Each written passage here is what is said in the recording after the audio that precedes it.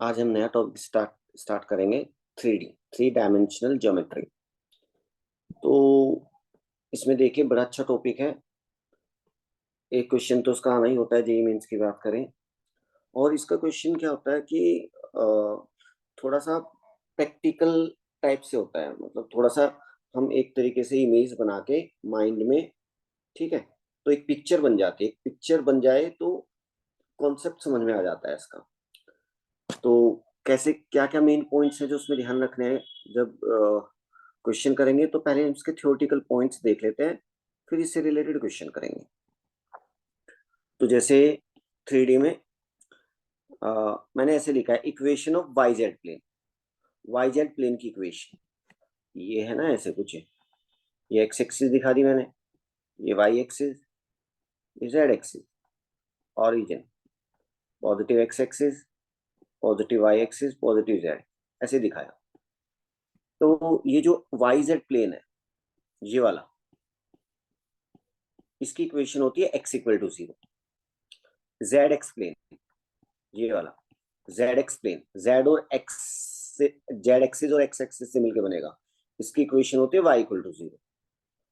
ऐसे ही जो x Y plane है, इसमें जेड नहीं है, इसकी इक्वेशन होगी जेड इक्वल टू 0। इसके बाद इक्वेशन ऑफ एक्स एक्सिस, जो ये एक्स एक्सिस होती है थ्री में, इसकी जो इक्वेशन होती है, ठीक है, ये जो एक्स एक्सिस की ये जो एक्स एक्सिस है, ये वाई एक्स और जेड एक्स प्लेन दोनों का लाइन ऑफ इंटरसेक्शन है।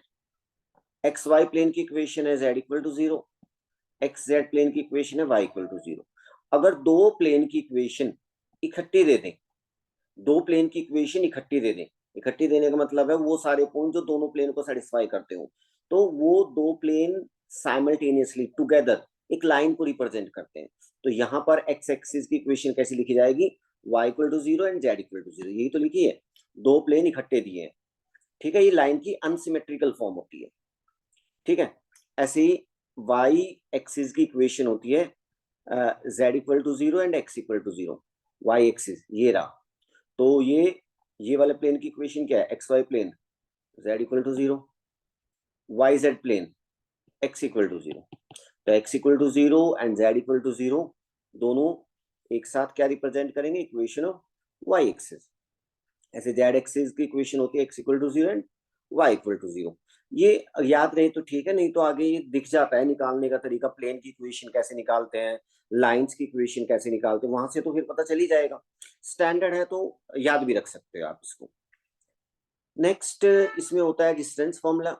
डिस्टेंस दो पॉइंट के बीच भी, दो पॉइंट है स्पेस के अंदर कहीं पर, दो point, P point x1 y1 z1, q point x2 y2 z2, दोनों प्लेन के बीच की डिस्टेंस फाइंड करनी है। जैसे 2D में फॉर्मूला है, ऐसे 3D में भी फॉर्मूला है, सेम फॉर्मूला, उसी को एक्सटेंड किया गया है, ठीक है। तो ये है distance formula, root x1 minus x2, x1 minus x2 whole square plus y1 minus y2 whole square plus z1 minus z2 whole square, ठीक है। 2D में यहां तक रहता है, ये पॉइंट नहीं होता है, ये वाला होता है, ये वाला होता है। ऐसे ही है भाई, x1 माइनस x2 की जगह अगर x2 माइनस x1 का होल स्क्वायर करोगे, ये करें तो कुछ गलत होगा नहीं, क्योंकि स्क्वायर है, कोई फर्क नहीं पड़ेगा, ठीक है। तो कैसे ही कर सकते हैं। तो डिस्टेंस बिटवीन टू पॉइंट्स याद रखना है। सेक्शन फॉर्मूला भी देख लेते हैं। सेक्शन फॉर्मूला जैसे 2D में होता है सेम, ऐसे है कुछ, ऐसे है कहानी। यहाँ से देखो, ये हमारे पास एक पॉइंट है गिवन P, इसके कोऑर्डिनेट्स x1 y1 z1, ये हमारा Q पॉइंट है, इसके कोऑर्डिनेट है x2 y2 z2। दो पॉइंट है, ये लाइन स्पेस के अंदर है। और एक पॉइंट है R, इस पॉइंट के कोऑर्डिनेट्स निकालने हैं। और ये पॉइंट क्या कर रहा है, इस लाइन सेगमेंट को M और N रेशियो में डिवाइड कर रहा है, ठीक है। मतलब ये डिस्टेंस PR और RQ, इन दोनों डिस्टेंस का रेशियो M/N है, ठीक है। तो इंटरनली डिवाइड कर रहा है। तो R के कोऑर्डिनेट्स कैसे लिखते हैं, ये फॉर्मूला है इसका, ऐसे लिखते हैं। देखो यहीं से मैं बता देता हूँ R के कोऑर्डिनेट कैसे लिखे जाएंगे। यहाँ पे देखो, जो R के कोऑर्डिनेट है, एक्स कोऑर्डिनेट देखो कैसे लिखा जाएगा, देखो ये m इधर जाएगा x2 के साथ और ये n x1 के साथ, तो m x2 plus n x1 upon में m plus n, x coordinate. फिर ये वाला m ये जाएगा y2 के साथ और ये वाला n ये जाएगा y1 के साथ, तो m y2 plus n y1 by m plus n। फिर ऐसी z कोऑर्डिनेट, ये वाला जो n है, ये वाला जो m है, ये जाएगा z2 के साथ और ये वाला n ये जाएगा z1 के साथ, तो m z2 plus n z1 by m plus n। ये r के कोऑर्डिनेट्स। देखो x कोऑर्डिनेट दोनों के x कोऑर्डिनेट से मिलके बनेगा, p और q के x कोऑर्डिनेट से x कोऑर्डिनेट, और r का जो y कोऑर्डिनेट है p और q के जो y कोऑर्डिनेट्स हैं उनसे मिलके बनता है। z कोऑर्डिनेट r का p और q के z कोऑर्डिनेट से मिलके बनेगा, ये फॉर्मूला है। ठीक है, ये यहाँ पे लिखा हुआ है, ये फॉर्मूला लिखा है mx2 plus nx1 by m plus n, my2 plus ny1 by m plus n, mz2 plus nz1 upon m plus n। अगर r भी वही चीज है, एक्सटर्नली है इंटरनल, अगर r इंटरनली डिवाइड कर रहा है, अगर r एक्सटर्नली डिवाइड कर रहा है, ठीक है, जो कि यूज इतना होता नहीं है, लेकिन फॉर्मूला देख लो, ये पी क्यू है और ये लाइन सेगमेंट गिवन है और r पॉइंट बाहर है और पी क्यू को एक्सटर्नली डिवाइड कर रहा है, पी क्यू लाइन सेगमेंट, ठीक है, मतलब P R by Q R, ये डिस्टेंस का रेशियो m बाई एन ही है, लेकिन r पी क्यू के आउटसाइड है। तो कैसे करना है, r के कोऑर्डिनेट्स कैसे निकालोगे भाई यार, ऐसे याद रखो, ये फॉर्मूला यही याद रखो आप, बस क्या करो, जो इंटरनल डिवीजन है वो फॉर्मूला याद रखो, उसमें जहां जहां प्लस आता था वहां वहां माइनस कर दो। देखो ये वाला यहाँ देखो, यहाँ माइनस, यहाँ माइनस, यहाँ भी माइनस, यहाँ माइनस, यहाँ जितने ऊपर जहां प्लस दिख रहे थे वहां माइनस कर दो, ऐसे याद रख लेते हैं। ठीक है, और coordinates of mid point of P Q, भाई ये आपका लाइन सेगमेंट है, ये पी था, x1 y1 z1, ये क्यू पॉइंट है x2 y2 z2, इसका जो मिड पॉइंट है r उसके कोऑर्डिनेट, तो मिड पॉइंट के कोऑर्डिनेट कैसे निकालोगे, x1 plus x2 y2, y1 plus y2 y2, z1 plus z2 y2, ऐसे निकाल लेंगे। ठीक है, सेंटर्ड ऑफ ए ट्रायंगल, कोई ट्रायंगल है, ये वाला ट्रायंगल रहा हमारा, तो ये इसके 3 वर्टेक्स है पी क्यू आर, और ये 3 x1 y1 z1, ये वाला x2 y2 z2, और ये x3 y3 z3। तो सेंट्रोइड क्या होगा, ये ट्रायंगल स्पेस के अंदर है, इसका सेंट्रोइड निकालना है, सेंट्रोइड। तो point of intersection of medians, तो डायरेक्ट फॉर्मूला याद रखेंगे, तो ये होता है सेंट्रोइड का एक्स कोऑर्डिनेट तीनों के एक्स कोऑर्डिनेट से बनेगा, तीनों पी क्यू आर के एक्स कोऑर्डिनेट से मिलके एक्स कोऑर्डिनेट आया, और कैसे, x1 plus x2 plus x3 by 3, और y कोऑर्डिनेट कैसे है, y1 plus y2 plus y3 by 3, z coordinate कैसे आया, z1 plus z2 plus z3 by 3। Centroid का कोऑर्डिनेट याद रखेंगे, ये आया है कुछ, ये क्वेश्चंस में आया है सेंट्रोइड का कॉन्सेप्ट। ठीक है, चलिए नेक्स्ट इंपॉर्टेंट पॉइंट, अब हमारा जो मेन पॉइंट है direction cosines and direction ratios of a line, तो उसमें हम पहले डायरेक्शन कोसाइंस की बात कर लेते हैं। भाई किसी लाइन के डायरेक्शन कोसाइंस का मतलब क्या है, कोई लाइन है, ठीक है, जैसे हमने कोऑर्डिनेट सिस्टम बनाया है, चलिए एक्स एक्सिस ऐसी बनी है तो ऐसी बना देते हैं, ये वाई एक्सिस, ये जेड एक्सिस, ये रेफरेंस फ्रेम है, एक लाइन है, जैसे ये लाइन जैसे ओरिजिन से ही जा रही है, जरूरी नहीं है लाइन ओरिजिन से जाए, कहीं से भी जाए लाइन, ठीक है, लाइन, क्योंकि हम अगर लाइन यहाँ से जा रही है तो हम रेफरेंस फ्रेम यहाँ पे बना सकते हैं अपना, यहाँ पे हम रेफरेंस फ्रेम बना सकते हैं, ठीक है, कहीं से जाए, या कोई लाइन ऐसे है तो उसको शिफ्ट करके यहाँ से और इसके पैरेलल इसको यहाँ पर शिफ्ट कर सकते हैं, ठीक है, क्योंकि एंगल वैंगल चेंज होते नहीं है, और डायरेक्शन कोसाइंस और कुछ नहीं, बस एंगल ही देखने हैं। तो कोई लाइन जैसे यही जा रही है, लाइन दिख रही है, लाइन डायरेक्शन कोसाइंस, तो क्या करो आप, इस लाइन का तीनों एक्सिस से एंगल, तीनों पॉजिटिव, पॉजिटिव एक्स एक्सिस से, positive y, positive z axis से एंगल निकाल ढूंढो पहले। तो पॉजिटिव एक्स एक्सिस से angle alpha, positive Y axis से बीटा, पॉजिटिव जेड एक्सिस से गामा, ये तीनों एंगल है। ठीक है, और भाई इनमें कोई रिलेशन नहीं होता कि ऐसे जैसे alpha plus beta plus gamma 180 होगा 90 होगा। ठीक है, कोई रिलेशन नहीं है, तीनों एंगल पता होने चाहिए, तभी लाइन का डायरेक्शन कोसाइंस मिलेंगे। डायरेक्शन कोसाइंस का एक दूसरा नाम भी है इनका, डायरेक्शन कोसाइंस एक तरीके से स्लोप है लाइन का 3D में। ठीक है, डायरेक्शन, स्लोप मतलब डायरेक्शन है इसके अंदर। तो हम क्या करते हैं, ये जो अल्फा बीटा एंगल आए, इनको क्या बोलते हैं, डायरेक्शनल एंगल्स। ठीक है, और ये पॉजिटिव एक्सिस से होते हैं, positive x, positive y, positive z axis से एंगल होते हैं लाइन के।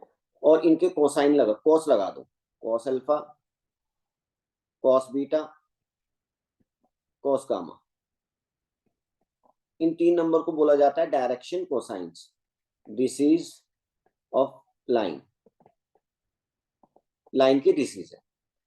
ठीक है, इनके नोटेशन है, इसको हम एल से डिनोट करते हैं, ये एम और ये एन से।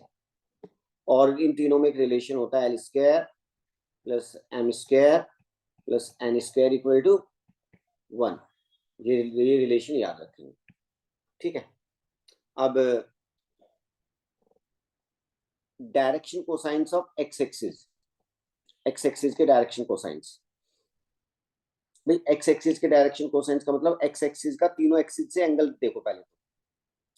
एक्स एक्सिस का एक्स एक्सिस से एंगल कितना होता है, तो ये एक्स एक्सिस का एक्स एक्सिस से एंगल, तो वो तो होता है 0। एक्स एक्सिस का वाई एक्सिस से एंगल 90, तो एक्स एक्सिस का x axis angle 0, x axis का वाई एक्सिस एंगल 90, और एक्स एक्सिस का जेड एक्सिस एंगल 90। तो ये हमारे आगे डायरेक्शनल एंगल्स, इनका कॉस लगा दो, cos 0, cos 90, cos 90, cos 0 1, cos 90 0, cos 90 0। तो 1 0 0, ये जो तीन नंबर आए हैं, ये क्या है, एक्स एक्सिस के डायरेक्शन कोसाइंस 1 0 0, याद रखिए। वाई एक्सिस के direction cosines 0 1 0, direction cosines of Z axis 0 0 1, मतलब जेड एक्सिस का पहले एक्स एक्सिस के साथ एंगल, फिर वाई एक्सिस के साथ एंगल, फिर जेड एक्सिस के साथ एंगल, और फिर कॉस लगा दो एंगल पे, तो डायरेक्शन कोसाइंस आ जाते हैं। ठीक है, याद रखिए, इंपॉर्टेंट है। इसके आगे रिलेशन बिटवीन डायरेक्शन कोसाइंस, ये मैंने बता ही दिया है। जो डायरेक्शन कोसाइंस होते हैं, एल एम एन, एल क्या होता है, cos alpha, m cos beta, n cos gamma. इनमें रिलेशन मैंने लिख ही दिया है, वो याद रखना है आपको। और ये क्या होता है, l square plus m square, l square plus m square plus n square equal to 1, ये याद रखना है। ठीक है, अब इसके बाद देखिए डायरेक्शन रेशियोज। डायरेक्शन रेशियोज क्या होते हैं, एनी थ्री नंबर्स, एबीसी कोई तीन नंबर है, कोई नहीं, एनी, ये है a b c are any three numbers proportional to direction cosine. भाई किसी लाइन के डायरेक्शन कोसाइंस है, वो यूनिक होते हैं। ठीक है, उनके प्रोपोर्शनल कोई तीन नंबर निकालो, प्रोपोर्शनल, और वही तीन नंबर जो उनके प्रोपोर्शनल होंगे, उनको हम उस लाइन के डायरेक्शन रेशियोज बोलेंगे। तो प्रोपोर्शनल का मतलब है भाई एल एम एन, ये तीन नंबर, ये थे ना डायरेक्शन कोसाइंस। प्रोपोर्शनल का मतलब है तीन नंबर, एक नंबर इसके कॉरस्पॉन्डिंग, एल के कॉरस्पॉन्डिंग, एक एम के कॉरस्पॉन्डिंग, तीन नंबर ढूंढो, और वो ऐसे हैं कि इनका रेशियो निकालोगे, एल का ए से, एम का बी से, एन का सी से। ठीक है, ये जो रेशियोज है वो कैसा आता है, बराबर। ठीक है, ये जो तीन नंबर है ऐसे ढूंढ लोगे, इनको हम क्या बोले थे, direction ratios of the line whose direction cosines are L M N। ठीक है, डायरेक्शन कोसाइंस यूनिक होते हैं। ठीक है, और डायरेक्शन रेशियोज किसी लाइन के इनफाइनाइट हो सकते हैं, भाई मान लो किसी लाइन के डायरेक्शन कोसाइन 100 है, ये किसके हैं, एक्स एक्सिस के, ठीक है। तो इनके मैं कोई 3 नंबर ले लेता हूँ, जैसे इनमें 2 से मल्टीप्लाई कर दिया तीनों में, 200, ये एक्स एक्सिस के क्या हो गए, 200, ये एक्स एक्सिस के हो जाएंगे क्या, डायरेक्शन रेशियोज। जैसे कोई लाइन है,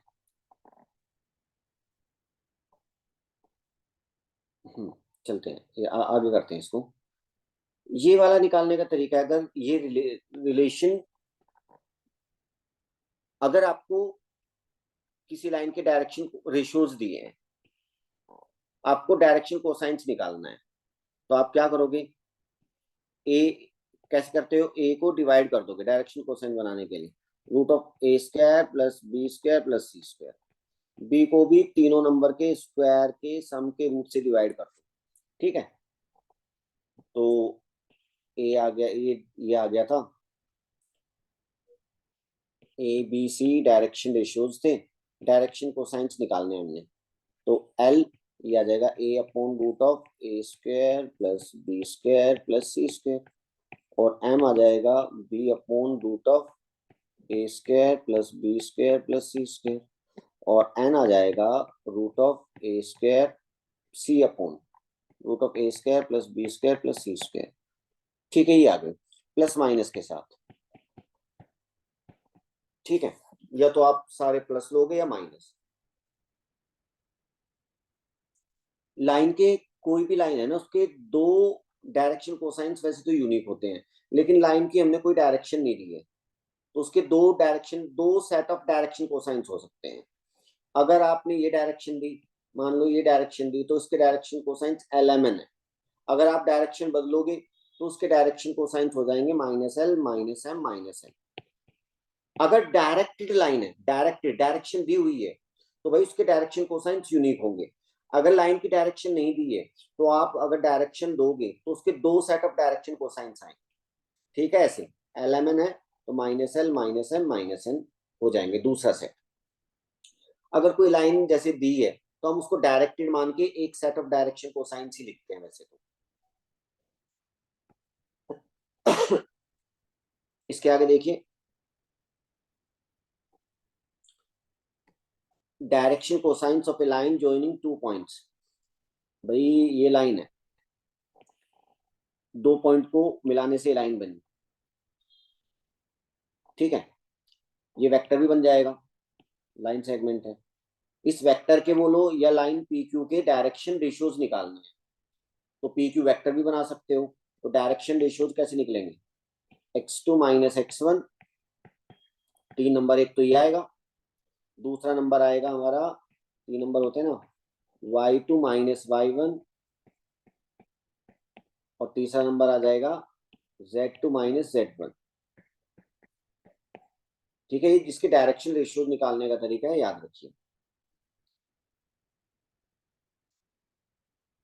और ये आ गए ना direction, direction ratios, direction ratios तो आ गए हमारे। डायरेक्शन कोसाइंस निकालने हैं L M और N।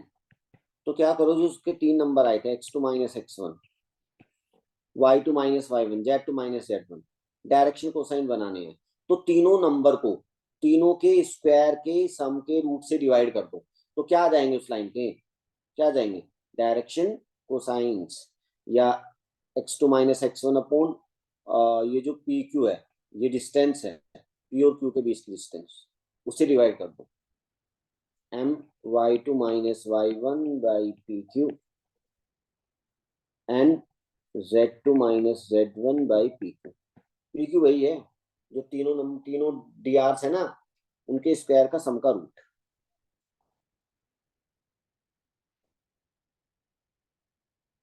Angle between two lines, दो लाइन के बीच का एंगल निकालना है, तो कैसे लिखेंगे एंगल, दो लाइन है, जैसे यहाँ पर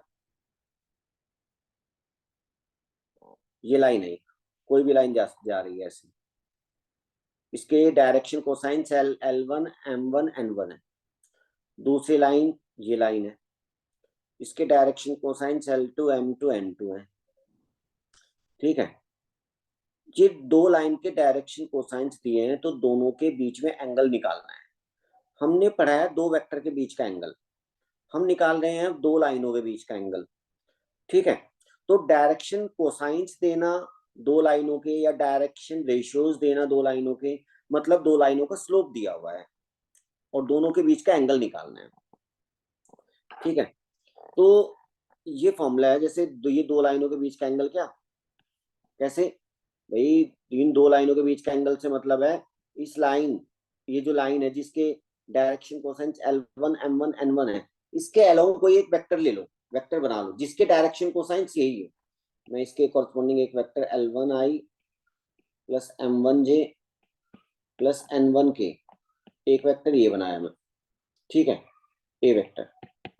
जो दूसरी लाइन है जिसके डायरेक्शन कोसाइंस दिए हैं, ठीक है, उस लाइन के अलोंग या पैरेलल एक और वेक्टर बना लो, L2I plus M2J plus N2K। दो लाइनों के बीच का एंगल मतलब ये जो दो वेक्टर हैं उन दोनों लाइनों के अलोंग या उन दोनों लाइनों के पैरेलल, इनके बीच का एंगल निकाल लो। और दो वेक्टर के बीच का एंगल पता ही है हमें, ए वेक्टर बी वेक्टर के बीच का एंगल कैसे निकलेगा, कॉस थीटा, क्या कॉस थीटा इक्वल टू, ये formula cos theta equal to A dot b upon mod a mod b, इससे लिखो। तो जब इसको लिखोगे कॉस थीटा इक्वल टू, ठीक है, और जब तो ये आएगा formula L1 L2 plus M1 M2 plus N1 N2, ये आ जाएगा। ठीक है, ये हम याद रख सकते हैं, L1 L2 plus M1 M2 plus N1 N2, और नीचे वो जीरो वो वन हो जाएंगे, L1 square plus M1 square plus N1 square, ये one, L2 square plus M2 square plus N2 square, ये वन, ये वैल्यू वन डाल के ये फॉर्मूला आएगा बस। अब ये इससे ज्यादा ये फॉर्मूला यूज होता है, क्योंकि अगर डायरेक्शन कोसाइंस की जगह डायरेक्शन रेशियोज दिए हो, एक direction ratios of two lines, भाई दो लाइनें हैं, एक लाइन ये रही एक लाइन ये रही, और इस पहली लाइन के डीआर्स दिए A1 B1 C1, दूसरी लाइन के डीआर्स A2 B2 C2। तो वही है फॉर्मूला, क्या होता है, दो वेक्टर बना लो, एक इसके अलोंग एक इसके अलोंग, ठीक है, और दोनों के बीच का एंगल निकाल दो, तो दो लाइनों के बीच का एंगल भी वही होता है। ये फॉर्मूला याद रखिए, cos theta equal to A1 A2 plus B1 B2 plus C1 C2 upon root of A1 square plus B1 square plus C1 square dot root A2 square plus B2 square plus C2 square. ये इस फॉर्मूले से आपको क्या निकल जाएगा, angle between two lines in space, अगर दोनों के डीआर्स दिए हों या दोनों के डायरेक्शन कोसाइंस दिए हों, डीसीज दिए हों या डायरेक्शन डीआर्स दिए। ठीक है, अब इसमें ये बड़ा इंपॉर्टेंट एक पॉइंट है, लिख देता हूं। अब यहां पर ये काफी यूज होता है पॉइंट,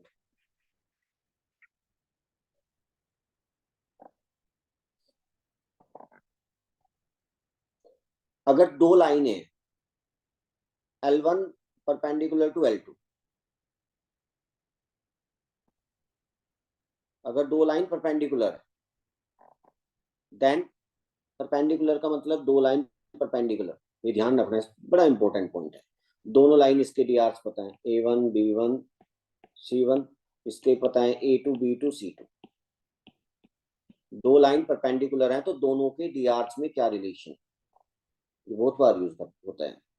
तो क्या होता है, यहाँ से परपेक्ट थीटा की जगह 90 डालो, cos 90 0, ये सब जीरो हो जाएगा। तो क्या रिलेशन आएगा, ये आएगा कि जो उनके डीआर्स हैं A1 A2, उनके कॉरस्पॉन्डिंग डीआर्स की प्रोडक्ट का sum zero, A1 A2 plus B1 B2 plus C1 C2 equal to zero.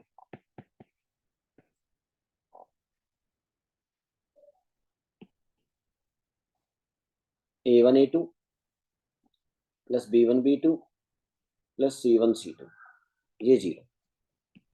अगर दो line L1 parallel to L2, दो लाइन पैरेलल है, तो रिलेशन बिटवीन DRs या DCs, तो दो लाइन पैरेलल होते हैं तो उनके जो DRs हैं प्रोपोर्शनल होते हैं। मतलब ये A1/A2, B1/B2, C1/C2, ये दो कंडीशन आप याद रखिए। दो लाइन पैरेलल, दो लाइन परपेंडिकुलर, तो उनके DRs की प्रोडक्ट का सम 0। दो लाइन पैरेलल, उनके DRs प्रोपोर्शनल, पहली के A1B1C1, दूसरी के A2B2C2, तो A1/A2 equal to B1/B2 equal to C1/C2। उसके बाद नेक्स्ट पॉइंट है हमारा, इससे रिलेटेड कोई क्वेश्चन तो है नहीं, ये पॉइंट देखते हैं। Straight line in space. अब हमें लाइन की इक्वेशन निकालनी है स्पेस के अंदर, ठीक है। अभी तक हमने लाइन का क्या देखा है, स्लोप देखा है। स्लोप का मतलब DRs या DCs। अब लाइन की इक्वेशन,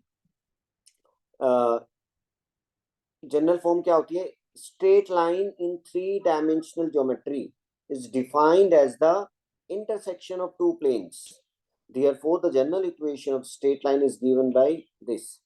भाई दो प्लेन की इक्वेशन, दो प्लेन की इक्वेशन लिख दो। भाई प्लेन की इक्वेशन क्या होती है, any first degree equation in two variables, variable ले लो x एंड y, रिप्रेजेंट, नहीं, any first degree equation in 3 variables, variable ले रहा हूँ x y z, represent a plane. तो प्लेन की इक्वेशन ऐसी दिखती है, ax plus by plus cz plus d equal to 0, ये प्लेन है। अगर दो प्लेन की equation a1x plus b1y plus c1z plus d1 equal to 0, a2x plus b2y plus c2z plus d2 equal to 0 एक साथ लिखी है, ठीक है, टुगेदर। दो प्लेन की इक्वेशन एक साथ लिखने का मतलब है वो पॉइंट्स जो दोनों प्लेन को सेटिस्फाई करते हो।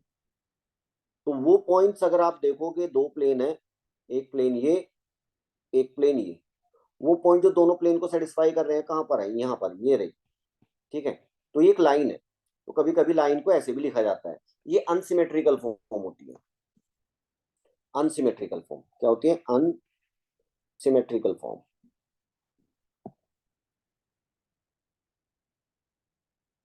Unsymmetrical form of a line. अब एक होती है सिमेट्रिकल फॉर्म। सिमेट्रिकल फॉर्म वो बड़ी अच्छी फॉर्म होती है क्योंकि उससे देख के डायरेक्टली लाइन के बारे में इंफॉर्मेशन मिल जाती है, उस लाइन के कहाँ से जा रही है, उसके स्लोप क्या है, मतलब DRs DCs क्या है। अनसिमेट्रिकल फॉर्म थोड़ी कॉम्प्लिकेटेड होती है, उससे कुछ नहीं पता लगता कि लाइन किस पॉइंट से जाएगी, DRs निकालने पड़ते हैं। तो अनसिमेट्रिकल को सिमेट्रिकल में कैसे करते हैं वो हम क्वेश्चन में करेंगे। नेक्स्ट, अब लाइन की इक्वेशन पर आ जाते हैं। लाइन की इक्वेशन, ठीक है, equation of line, equation of line in vector form, vector form में लाइन की इक्वेशन। तो वेक्टर फॉर्म में भी देखेंगे, 3D में जो लाइनें होती हैं और प्लेन होते हैं, उनकी इक्वेशन को लिखने के दो तरीके होते हैं, एक तो वेक्टर फॉर्म, एक होती है कार्टेशियन फॉर्म। 2D में लाइन हो गया, लाइन हो गया तो लाइन हो गया तो उसकी इक्वेशन को लिखने का हमारा जो तरीका है वो एक ही है, कार्टेशियन फॉर्म। यहाँ दो दो तरीके हैं। तो वेक्टर फॉर्म देखिए, यहाँ पे क्या दिया है, vector equation of the line. भाई लाइन की इक्वेशन के लिए क्या चाहिए, लाइन किस पॉइंट से जा रही है, एक पॉइंट दिया हो जहां से जाएगी, और उसकी डायरेक्शन, ठीक है, डायरेक्शन दे, स्लोप दे। तो यहां से कह रहा है कि vector equation of the line passing through the point whose position vector is a. Line जिस पॉइंट से जा रही है उस पॉइंट का पोजीशन वेक्टर दिया है। वेक्टर की टर्म्स में डेटा भी वेक्टर की टर्म्स में होगा। वेक्टर, वेक्टर इक्वेशन निकालोगे लाइन की, डेटा वेक्टर की टर्म्स में होगा, ठीक है। जैसे पॉइंट का पोजीशन वेक्टर दिया है, और कार्टेशियन फॉर्म में पॉइंट के कोऑर्डिनेट्स देता है। और दूसरा क्या दिया है, उस लाइन के DRs नहीं दिए हैं। ये बोला है कि एक लाइन, एक वेक्टर बी है, उसके पैरेलल है, and parallel to vector b. ये वेक्टर बी क्या दे देगा, डायरेक्शन दे देगा उसको, तो लाइन बना देंगे हम। तो लाइन की इक्वेशन ऐसे आती है, r vector equal to A plus lambda times b. ये जो आर है ये आर्बिट्रेरी, ये आर क्या है, ये जो लाइन है इस पर ये जो कोई मूविंग पॉइंट है, आर्बिट्रेरी पॉइंट है, ठीक है, उसका पोजीशन वेक्टर है।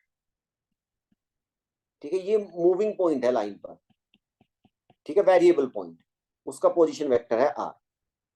आर के अंदर ही आर वेक्टर को ही जनरली हम ऐसे लिखते हैं, एक्स आई प्लस वाई जे प्लस जेड के। इसी को x comma Y comma z बोलते हैं, 3D मतलब कार्टेशियन, कार्टेशियन रिप्रेजेंटेशन में। तो क्या होती है लाइन की equation, r equal to A plus lambda times b. R के अंदर ही एक्स वाई जेड है। बच्चे कहते हैं इसमें एक्स वाई जेड कहाँ है भाई, वेक्टर में तो एक्स वाई जेड ये पॉइंट है ना। देखो दो चीज देखो, एक पॉइंट लेता हूँ x comma Y comma z, ये पॉइंट है, इस पॉइंट के कॉरस्पॉन्डिंग आप एक वेक्टर बना सकते हो, एक्स आई प्लस वाई जे प्लस जेड के। तो ये जो वेक्टर है इसी को मैंने आर वेक्टर बोला है। ठीक है, इसके अंदर तीनों वेरिएबल्स है, वेक्टर फॉर्म थोड़ी छोटी होती है। तो r equal to A plus lambda times b. ध्यान रखना ए फिक्स पॉइंट का पोजीशन वेक्टर, ये जो लैम्डा है वो उसके साथ लगेगा जिसके लाइन पैरेलल है जिस वेक्टर की। और लैम्डा क्या है, कोई पैरामीटर है, लैम्डा की वैल्यू डालते जाओ, यहाँ पर आर मिलते जाएंगे, लेकिन लैम्डा की वैल्यू आपने जीरो डाल दी, डाल दो जीरो, आर इक्वल टू ए, तो यहाँ पे आ जाएगा। लैम्डा की वैल्यू कुछ और डालो, लेकिन ये पॉइंट क्या रहेगा, उसी लाइन पर रहेगा जो ए से जा रही है और बी के पैरेलल है। तो उन पॉइंट्स का कलेक्शन ही क्या है, लाइन है। ठीक है, तो ये फॉर्म याद रखनी है आपको। चलिए, इसके बाद vector equation of a line passing through two points, ये भी कर लेते हैं।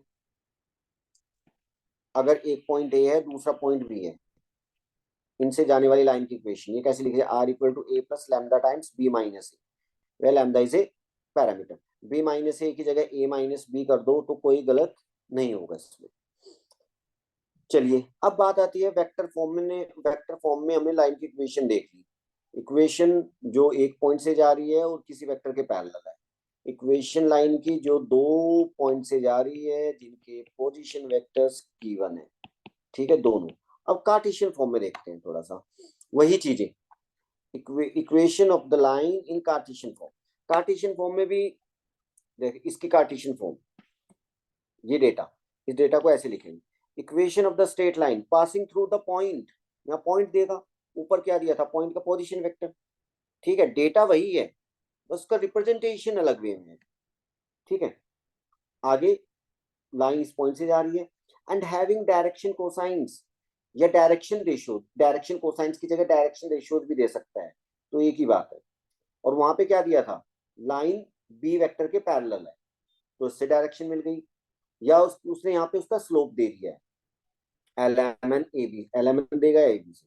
तो लाइन की इक्वेशन जो आती है वो कुछ ऐसे आती है, x minus x one upon l equal to y minus Y one upon m equal to z minus Z one upon m. ठीक है, यहाँ पर x माइनस ये x का कॉफिशिएंट वन, ये ध्यान रखना है, ये सिमेट्रिकल फॉर्म है लाइन की, इसमें जो वेरिएबल x y z है इनका कॉफिशिएंट वन ही होना चाहिए। ठीक है, वन नहीं है तो बना सकते हो, अगर वन है तो ठीक है। और यहाँ पर ये x1 माइनस में क्या क्या हो रखा है, x1 y1 z1, ये क्या है, फिक्स पॉइंट के कोऑर्डिनेट्स। और नीचे 3 नंबर क्या है, वो जो लाइन है उसके डायरेक्शन कोसाइन से डायरेक्शन रेशियोज। इस लाइन को क्या बोलते हैं, इस तरीके का रिप्रेजेंटेशन होता है ना इसी लाइन का, तो उसको बोलते हैं symmetrical form of a line. क्या बोलते हैं, सिमेट्रिकल।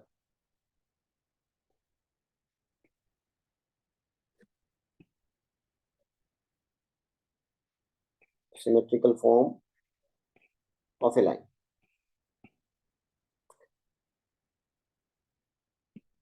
दूसरा, ये बड़ा इंपॉर्टेंट है इसमें, अगर इस लाइन पर ये पॉइंट मैं जो अभी बोलूंगा वो मैं आगे यूज करूंगा, कई क्वेश्चन में यूज होता है, इस पॉइंट पर, इस लाइन पर कोई पॉइंट लेना है आर्बिट्रेरी।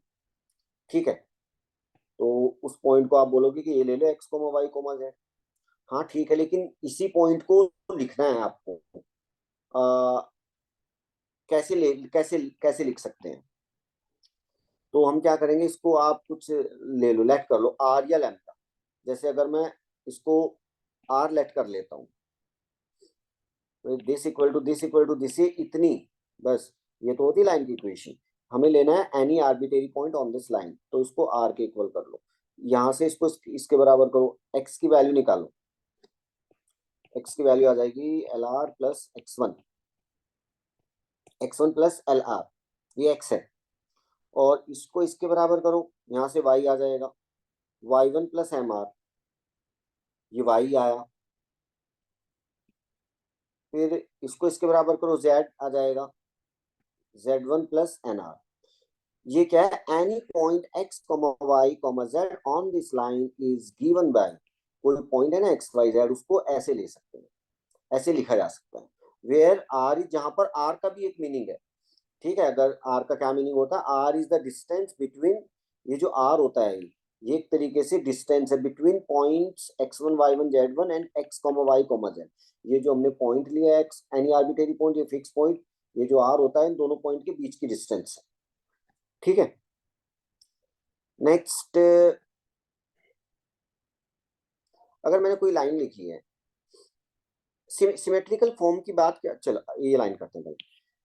अगर यहाँ पे क्या है, since the direction ratios of a line are proportional to direction cosines, therefore equation of a line passing through x1 y1 z1 and having drs a b c, अगर लाइन के drs दिए हो तो लाइन की equation कैसे लिखेंगे, x minus x one upon A, Y minus Y one upon B, Z minus Z one upon C, ठीक है, इंपॉर्टेंट है। अच्छा, सिमेट्रिकल फॉर्म की खास बात क्या है, इससे आपको देखते ही आप कुछ चीजें बता दोगे। भाई लाइन का डायरेक्शन रेशियोज ये है, इस लाइन को देख के लाइन के डी आर पूछा जाए तो क्या बताओगे आप, ए बी सी, बस, ठीक है। लेकिन डी आर बताने से पहले इसको चेक कर लेना, ऐसी ही होनी चाहिए लाइन की इक्वेशन, एक्स का कॉफिशिएंट वन, वाई का वन, जेड का वन। मैं अगर बोलूँ कि लाइन है x minus one by two, y minus two by three, z minus two z plus two by four, इस लाइन के डी आर क्या है, सिमेट्रिकल फॉर्म है। देखा है एक्स वाई जेड के कॉफिशिएंट वन है, तो नीचे जो तीन नंबर हैं वही टू थ्री फोर के क्या है, लाइन के डी आर। अगर एक्स वाई जेड के कॉफिशिएंट वन नहीं है तो वन बनाओ, उसके बाद इस फॉर्म में लाने के बाद जो नीचे नंबर आएंगे उनको हम डी आर बोलेंगे। चलिए, two point form of a line, the equation of line passing through two points. Line की इक्वेशन निकालनी है, ये दो पॉइंट है, एक A X one Y one Z one, दूसरा point B X two Y two Z two. दो point दिए हैं, दोनों पॉइंट के कोऑर्डिनेट दिए। ऊपर क्या दिया था, यहाँ पर दो पॉइंट दिए थे, दोनों पॉइंट के क्या दिए थे, पोजीशन वेक्टर। तो वेक्टर फॉर्म में लाइन की equation r equal to A plus lambda b minus. अब यहाँ पर दो पॉइंट के क्या दिए हैं, कोऑर्डिनेट्स, तो लाइन की इक्वेशन ऐसे आती है, उनमें से एक को x one Y one Z one मान लेना, एक को x two Y two Z two, किसी को कुछ मान सकते हो। ऊपर आएगा एक्स माइनस एक्स वन, नीचे आएगा x two minus x one, मतलब नीचे डी आर आने हैं। डी आर भाई, ये जो लाइन बनेगी दो पॉइंट को मिलाने वाली, इसके डी आर क्या आएंगे, x two minus x one, y two minus Y one, z two minus Z one, ये तो नीचे आएंगे। ऊपर आएगा एक्स माइनस एक्स वन और बीच में इक्वल टू आता रहेगा y minus Y one, Z minus Z one. तो ये भाई लाइन की इक्वेशन है passing through two points whose d, ऐसे लिखी जाएगी, ठीक है, कार्टेशियन फॉर्म में। चलिए नेक्स्ट, इस पर क्वेश्चन आए हैं, condition for coplanarity of two lines. इसमें लिखा है यहाँ पे two lines are said to be coplanar. देखो मैं लिखता हूँ उसको ना, यहाँ पे देखो इसमें कंप्लीट में लिखा है, ऐसे लिखता हूँ, टू लाइंस, ये डेफिनेशन देखो, are said to be coplanar if, दो लाइन कोप्लेनर, कोप्लेनर नाम से ही पता है एक ही प्लेन में, भाई दो लाइन कोप्लेनर, एक ही प्लेन सेम प्लेन में, जैसे दो लाइन है, एक ही प्लेन के अंदर बनी है। ये जो स्क्रीन दिख रही है उसको प्लेन समझो, उस पर कोई भी दो लाइन बनाओगे वो कोप्लेनर होंगी, एक ही प्लेन में हो, जिनसे एक ही प्लेन पास होता हो। ठीक है, ये कोप्लेनर है। तो क्या कंडीशन है? कंडीशन क्या है? बस यही लिखोगे, दो लाइन कोप्लेनर का मतलब अगर वो सेम प्लेन में लाई करती हो, या दोनों लाइन सेम प्लेन में लाई करेंगी। अब सेम प्लेन में हो सकता है कि वो लाइन इंटरसेक्टिंग भी हो सकती है, कहीं इंटरसेक्ट कर जाए, पैरेलल भी हो सकती है। ठीक है, दोनों चीजें लिख देते हैं। Two lines are said to be coplanar if they are parallel, या तो पैरेलल हो। ठीक है, दो लाइन पैरेलल है तो उनसे भी प्लेन फिक्स हो जाएगा, एक ही प्लेन जाएगा। इफ दे आर पैरेलल और दे लाई इन द सेम प्लेन, या वो एक ही प्लेन में लाई करते। ठीक है, तो ये पूछा जाता है कि दो लाइन कोप्लेनर हैं तो कुछ अननोन दिया रहेगा लैम्डा, उसकी वैल्यू निकालूं, या इक्वे find the equation of the plane containing two lines. भाई उस प्लेन की इक्वेशन निकालो, दो लाइनों की इक्वेशन दे देगा, एक ये एक ये, और बताएगा कि वो प्लेन की इक्वेशन निकालो जो इनको कंटेन करता हो। ठीक है, उसकी इक्वेशन कैसे लिखेंगे वो भी देखेंगे। तो पहले हम देख लेते हैं, ये दो लाइन लिखी है ना कार्टेशियन फॉर्म में, देख लो। ये पहली लाइन है, यहाँ पर L1 M1 N1 L2 M2 N2 की जगह भी क्या हो सकते हैं, डी डी सी की जगह डी आर्स भी हो सकते हैं। ये लाइन L1, ये L2। They will be coplanar if, ये कंडीशन है, डायरेक्ट याद रख लेना। पहली लाइन में तो आएगा x2 माइनस x1, फिर y2 माइनस y1, यहाँ पर z2 माइनस z1। ठीक है, आप बोलो कि x2 माइनस x1 की जगह y2 माइनस y1, भाई या तो नीचे से ऊपर की ओर माइनस कर दो, या फिर ऐसे भी कर सकते हो x1 minus x2, y1 minus y2, z1 minus z2 ऊपर, तो उससे कोई गलत नहीं होगा। ठीक है, पहली तो बनेगी इनसे, जो पहली लाइन है डिटर्मिनेंट है ये, इसमें 3 नंबर है। नीचे जो दूसरी लाइन है, तो जो पहली लाइन है उसके जो डी आर या डीसीज है वो दूसरी रो बना दो डिटर्मिनेंट की, और दूसरी लाइन के डी आर या डीसीज है उससे तीसरी रो बना दो। अगर उस डिटर्मिनेंट की वैल्यू 0 आ गई तो कह देना कि भाई वो लाइन कॉप्लेनर है। ठीक है, चेक हो जाएगा कॉप्लेनर है या नहीं। दूसरा, अगर कुछ अननोन होगा, दिया होगा कहीं पर, यहाँ पर कोई अननोन दिया होगा तो उस अननोन की वैल्यू निकल जाएगी। कॉप्लेनर दिया है तो कंडीशन में डाल देना, वैल्यू निकल जाएगी। बात आती है इक्वेशन ऑफ प्लेन। ये जो दो लाइन है अगर ये कॉप्लेनर है तो प्लेन की इक्वेशन, तो इक्वेशन ऑफ प्लेन ऐसे लिखी जाएगी, कैसे कैसे लिखी जाएगी, ये डिटर्मिनेंट की फॉर्म में याद रख लेते हैं इसको। Equation of plane x minus x1, y minus y1, z minus z1। बस यहाँ पे एक है, ये इनको हटा के उसकी जगह x y z डाल दो, बाकी कोई चेंज मत करो। ये L1 M1 N1 L2 M2 L2 M2 N2, determinant को ओपन करो, ये आएगी लाइन की, ये क्या आ जाएगी, प्लेन की इक्वेशन। ठीक, करेंगे अब। ये भी इससे भी क्वेश्चन आ रहे हैं, इस पॉइंट से भी। Shortest distance between two skew lines. भाई दो लाइनें हैं, एक लाइन है, ये फॉर्मूला याद रखना पड़ेगा आपको उसका। ठीक है, फॉर्मूला बेस्ड क्वेश्चन है। एक लाइन तो शॉर्ट स्क्यू लाइंस है, lines are not parallel, not parallel.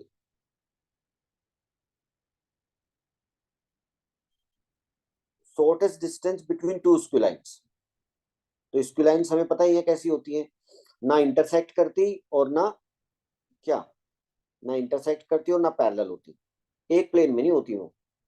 ठीक है, एक प्लेन में अगर कोई दो लाइन बनाओगे, ये जो स्क्रीन दिख रही है ना वो प्लेन है, उसमें दो लाइन बनाओगे तो पैरेलल बनेगी, या अगर पैरेलल नहीं बनेगी तो कहीं ना कहीं जाके वो क्या हो जाएंगी, इंटरसेक्ट कर जाएंगी। ऐसी कंडीशन की दो लाइनें बनाओ, ना पैरेलल ना इंटरसेक्ट, ऐसी सिचुएशन एक प्लेन में नहीं होती है। ठीक है, तो जो स्क्यू लाइंस होती है वो कोप्लेनर नहीं होती है, वो अलग अलग प्लेन में होती है, एक प्लेन में नहीं होती है। एक लाइन नीचे से जा रही है, एक उसके ऊपर से जा रही, एक लाइन, ठीक है, ऐसे दो लाइन बनाओ, ना इंटरसेक्ट करे और ना पैरेलल हो, उनको हम क्या बोलेंगे, स्क्यू लाइंस। चलिए, तो यहाँ पर जैसे एक लाइन ये रही, एक लाइन ये रही, वेक्टर फॉर्म में है, R equal to A plus lambda times B और R equal to C plus mu times D. ठीक है, ऐसे दो लाइन है। तो शॉर्टेस्ट डिस्टेंस का फॉर्मूला ये है, पहले तो आप ये निकालो ए माइनस सी, ये जो फिक्स पॉइंट है उनका डिफरेंस है, ए माइनस सी, ये निकाल के रखो। ठीक है, एक वेक्टर आएगा। फिर बी क्रॉस डी निकाल के रखो, बी क्रॉस डी। भाई उससे कार्टेशियन प्रोडक्ट, ये वो है cross product of two vectors, determinant वाली मेथड से निकाल के रखना। ठीक है, ये यहाँ ऊपर आता है, इसमें आई जे के, यहाँ पर बी के कंपोनेंट्स आएंगे, यहाँ पर फिर डी के कंपोनेंट्स, बस इस डिटर्मिनेंट को ओपन करना, वो बी क्रॉस डी, तो A minus C B cross D. ठीक है, फिर ऊपर क्या है, ये चीज क्या है, जो ए माइनस सी वेक्टर आया था और जो बी क्रॉस डी निकला था, उन दोनों की फिर डॉट प्रोडक्ट करना, वो एक स्केलर नंबर आएगा। और नीचे क्या आएगा, जो बी क्रॉस डी है, बी क्रॉस डी, नीचे क्या आ रहा है, जो बी क्रॉस डी वेक्टर आएगा उसका मोड लगा देना। ठीक है, मैग्नीट्यूड निकाल देना और फिर पूरे का होल मोड लगा देना, ताकि डिस्टेंस है पॉजिटिव रहे। तो इस फॉर्मूले का यूज करके हम निकालेंगे। ठीक है, ऐसे भी हम याद रखते हैं ना, ये आप लोगों ने अपने ये याद रखा होगा।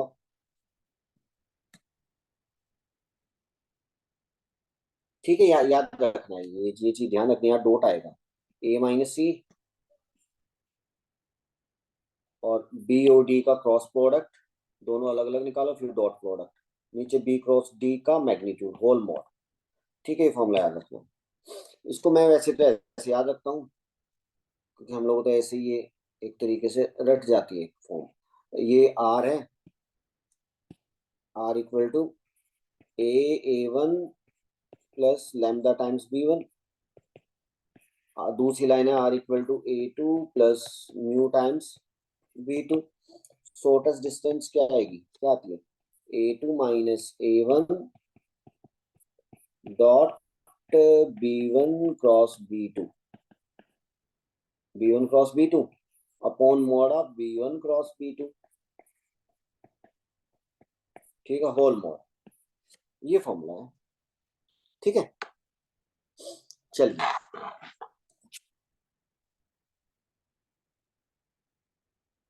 प्लेन की इक्वेशन देखते हैं। प्लेन की इक्वेशन कैसे निकालेंगे,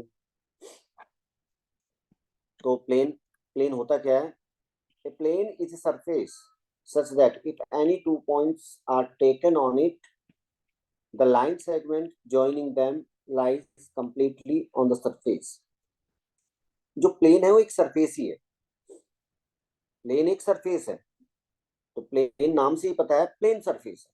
प्लेन सरफेस की खास बात क्या होती है, प्लेन सरफेस एक ऐसी सरफेस होती है कि उस पर कोई भी 2 पॉइंट लो, कहीं भी 2 पॉइंट उठाओ कहीं से भी, किसी कोने से उनको मिला दो, मिलाने से जो ये लाइन बनेगी, ये लाइन उसी सरफेस के ऊपर होगी पूरी की पूरी।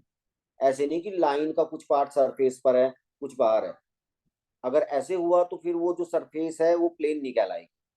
ठीक है, तो ये प्लेन सरफेस में 2 पॉइंट लोगे, दोनों को मिलाने वाली लाइन वो सरफेस के ऊपर ही है, तभी उसको हम बोलेंगे प्लेन सरफेस। नहीं तो सरफेस आपको ऐसे ना दिखे, सरफेस आपको कुछ ऐसे दिखेंगे,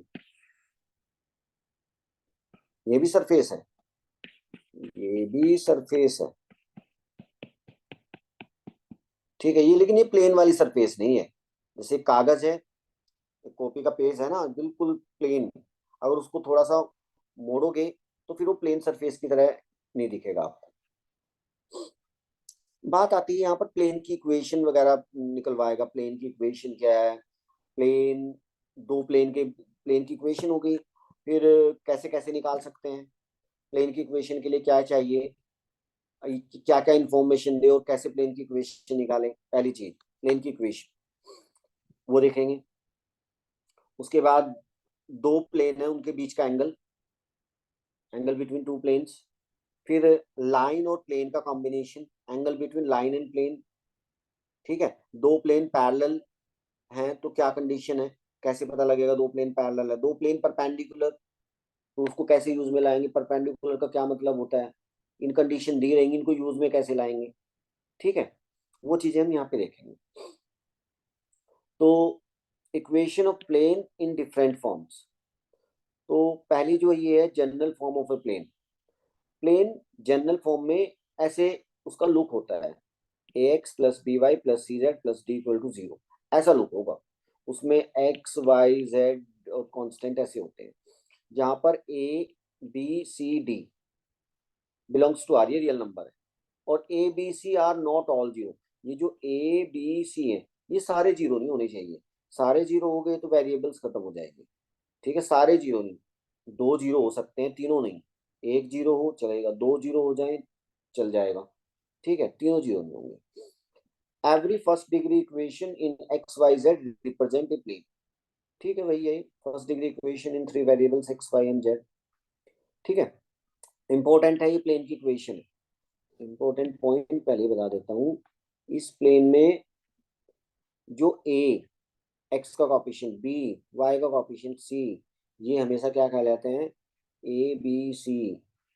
डी को छोड़ दो, a B c are called, मतलब क्या कहलाते हैं, are called d r, direction ratios of normal to the plane. Plane के नॉर्मल वेक्टर है, नॉर्मल लाइन है, वेक्टर है, उसके डायरेक्शन रेशियोज है। ठीक है, अब ये पॉइंट देखो।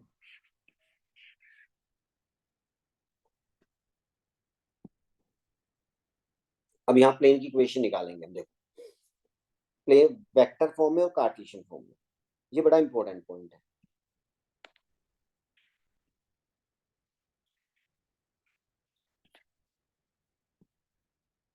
देखो प्लेन की इक्वेशन के लिए आपको क्या चाहिए, प्लेन है फिक्स करने के लिए।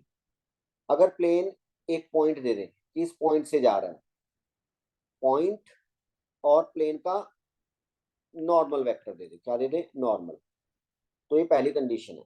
ध्यान रखना, बस दो ही चीज ढूंढूंगा मैं। भाई प्लेन की इक्वेशन चाहिए तो पॉइंट, एक प्लेन के ऊपर एक पॉइंट ढूंढ लो, जिस पॉइंट, प्लेन के ऊपर पॉइंट।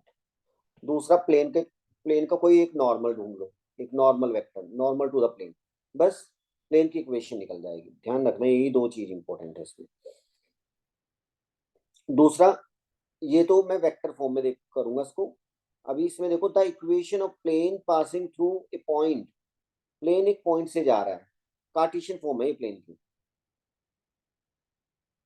पॉइंट, प्लेन क्या है, एक पॉइंट से जा रहा है, उस पॉइंट के कोऑर्डिनेट्स दिए हैं, and having a B c as direction ratios of its normal. भाई प्लेन इस पॉइंट से जा रहा है और प्लेन का नॉर्मल, नॉर्मल कैसे ही बना दो आप, ये प्लेन के परपेंडिकुलर एक लाइन है, ये नॉर्मल दिया है। ठीक है, नॉर्मल दिया है, तो हम क्या करेंगे, ये जनरल इक्वेशन थी प्लेन की। ठीक है, अब ये इसमें पॉइंट डाल दो, डालो तो क्या आएगा, A X one plus B Y one plus C Z one plus D equal to zero. ठीक है, यहाँ से डी की वैल्यू निकालना, minus A X one minus B Y one minus C Z one, ये वाली वैल्यू उठा के प्लेन में वापस डाल दो डी की जगह। ठीक है, और डी की जगह रखे, फिर ये इक्वेशन आ जाती है। ये क्या है, equation of a plane passing through a point X one Y one Z one, एक पॉइंट दिया है, एक पॉइंट से जाने वाले प्लेन की इक्वेशन जिसमें उसके नॉर्मल के डीआर ए बी सी है। तो यहाँ पे रख देंगे value A B C, plane के नॉर्मल के DR, X minus x one, Y minus Y one, Z minus Z one. यहाँ वैल्यू डाल दो, ए बी सी की वैल्यू डालो, x1 y1 z1 प्लेन आ जाएगा आपका। ठीक है, जैसे मैं बोल देता कि भाई मेरे पास 1 2 3 इस पॉइंट से जाने वाला प्लेन, और जिसके नॉर्मल के डी आर्स हैं 3 1 -2, तो क्या करोगे, ये ऐसे आएगा, x minus x1 1 plus y minus y1 plus z minus z1। यहाँ पे नंबर आएगा a, इसके साथ a3, ये b, यहाँ पर c, यहाँ पर डाल दो -2। सिंप्लीफाई करके प्लेन की इक्वेशन आ जाएगी कार्टेशियन फॉर्म। ठीक, कभी कभी ऐसे आता है, equation of a plane passing through x1 y1, कोई पॉइंट देगा एक, passing through 1 2 3, passing through point 1 2 3। तो हम कैसे लिखेंगे, नॉर्मल नहीं दिया तो नॉर्मल ले लेते हैं, प्लेन के नॉर्मल के लिए आर से भी, A x-1 plus B y-2 plus C z-3 equal to 0, ऐसे ले सकते हैं। ये बड़ी अच्छी फॉर्म है। ठीक है, अच्छा ये फॉर्म आ गई। अब यही डेटा, अगर वो इसी डेटा को, ये उसने जो डेटा दिया है ये कार्टेशियन फॉर्म में है, यही डेटा वो वेक्टर फॉर्म में देगा और वेक्टर इक्वेशन लिखूंगा। डेटा कार्टेशियन फॉर्म में दिया, पॉइंट दिया है, डीआर्स दिए नॉर्मल के, इक्वेशन आ गई। यही डेटा पहले मैं इसके बाद उसको करता हूँ। देखो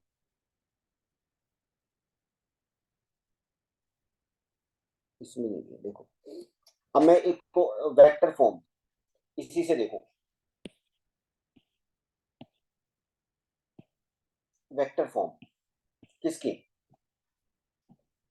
लिख रहे हैं, क्या लिख रहे हैं, equation of plane, equation of plane passing through a point A whose position vector is a vector। ठीक है, एंड वेक्टर, ये क्या है, normal, normal to plane, normal vector to plane, दो चीजें। तो इक्वेशन आती है, कैसे लिखी जाती है, R minus A dot N equal to 0, ऐसे लिखते हैं। इसको ऐसे भी लिख सकते हैं, R dot N equal to A dot N, ऐसे लिख सकते हैं इसको। ठीक है, आर तो रहेगा ही प्लेन की, कोई वेक्टर फॉर्म में आर तो दिखेगा ही, लाइन में हो या प्लेन में, एन की वैल्यू डाल देना, ए डॉट एन, यहाँ पर कोई नंबर आ जाएगा। तो लास्ट में जितने भी प्लेन होते हैं, ये जो आर डॉट एन, ये R vector dot N vector, ये इधर कोई नंबर आ जाएगा, उसको मैं डी बोल रहा हूँ। इसको बोलते हैं scalar product form of a plane. कौन सी, स्केलर प्रोडक्ट फॉर्म। इस टाइप के प्लेन ये ऐसे दिखते हैं वेक्टर फॉर्म में। प्लेन, प्लेन की इक्वेशन कैसी दिखेगी, R dot N equal to कोई नंबर डी। ठीक है, ये क्या है, प्लेन बोल दो कि प्लेन है। ये क्या है, नॉर्मल है। ये क्या है, कुछ नहीं, इसका कोई फिजिकल सिग्निफिकेंस नहीं है, बस यहाँ से नॉर्मल दिखेगा। जैसे मैं कोई लिख दिया, R vector dot I plus 2j minus K equal to 5, तो ये किसकी प्लेन, किसकी इक्वेशन है, प्लेन की इक्वेशन है। आर की जगह अगर इसको कार्टेशियन फॉर्म में बदलना है, आर की जगह क्या रख दो, एक्स आई प्लस वाई जे प्लस जेड के, तो ये कार्टेशियन फॉर्म में आ जाएगा, एक्स वाई जेड की टर्म्स में आ जाएगा। ठीक है, अब इसके बाद the equation of plane passing through 3 non collinear points, ये भी अच्छा पॉइंट है, इससे भी डायरेक्ट क्वेश्चन आते हैं। 3 पॉइंट है, नॉन कॉलिनियर है।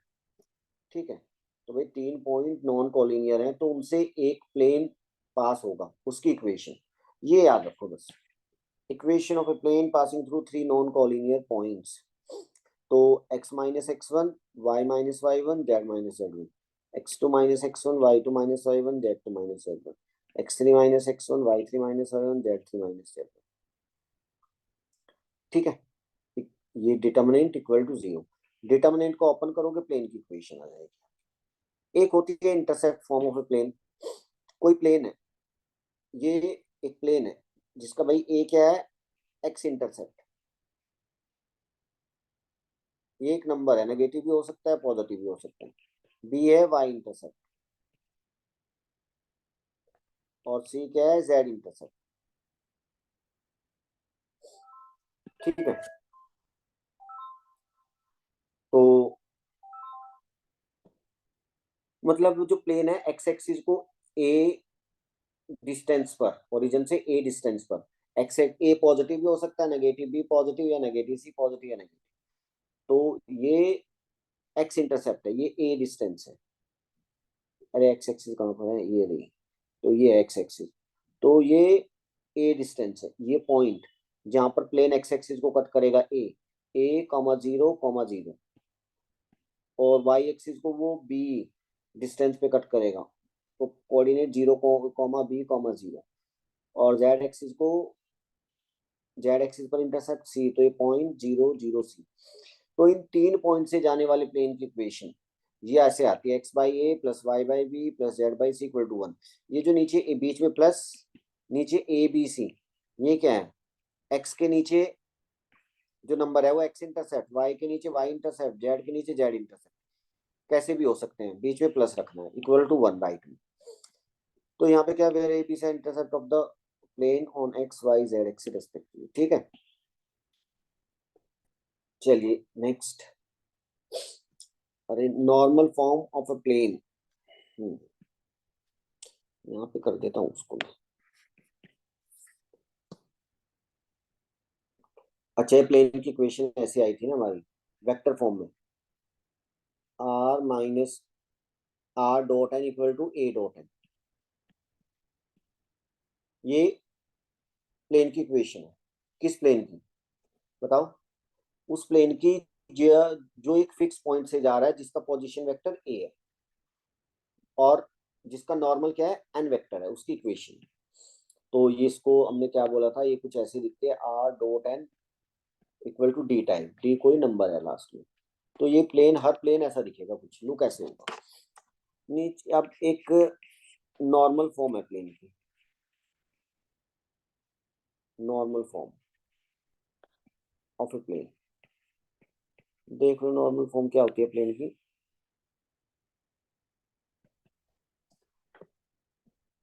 नॉर्मल फॉर्म क्या होती है, इसके भी दो वे हैं। Normal form of a plane in terms of vector, in terms of, in terms of vector,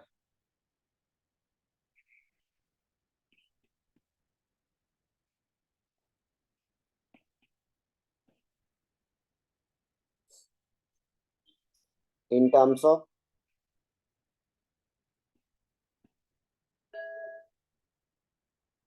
x Y Z.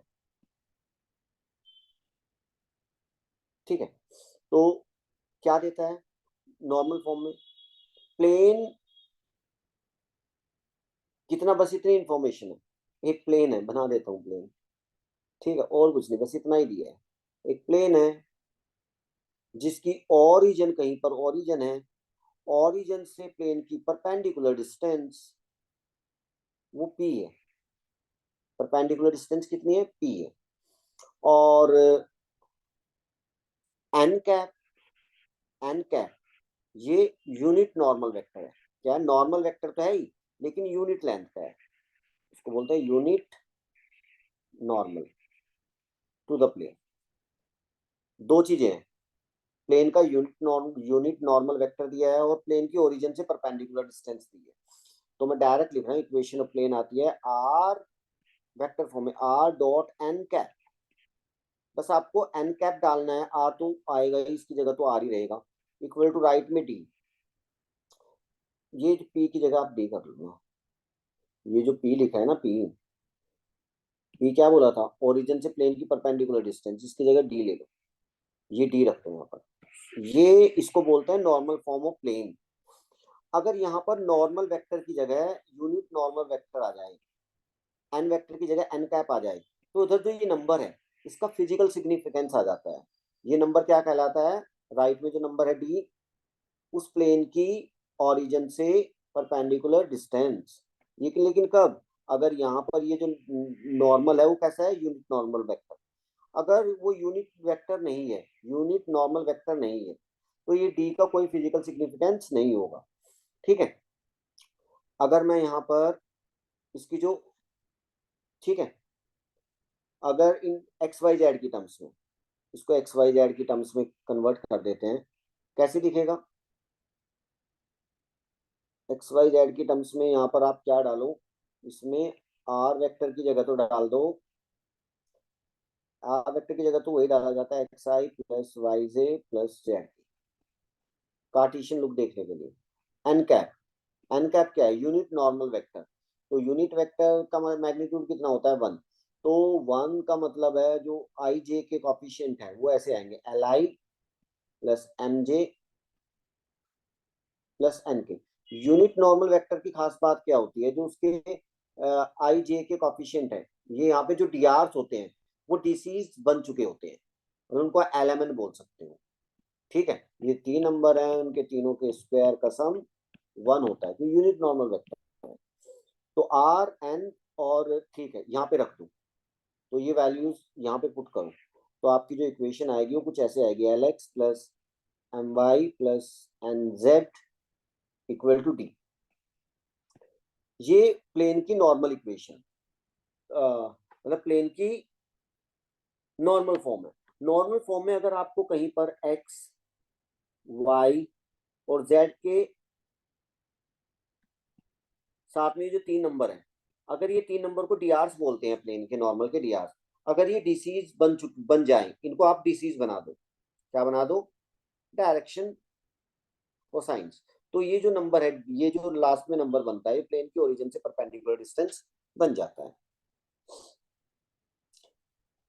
चलिए next point, equation of plane parallel to this. भाई ये प्लेन है, इसके पैरेलल प्लेन, तो क्या करोगे आप? A X plus B Y plus C Z, ये जो वेरिएबल पार्ट है उसको ऐसे ही रखोगे, और डी की जगह आप क्या रख दोगे? एनी कांस्टेंट के इक्वल टू 0, वेयर के इज ए कांस्टेंट। हेलो।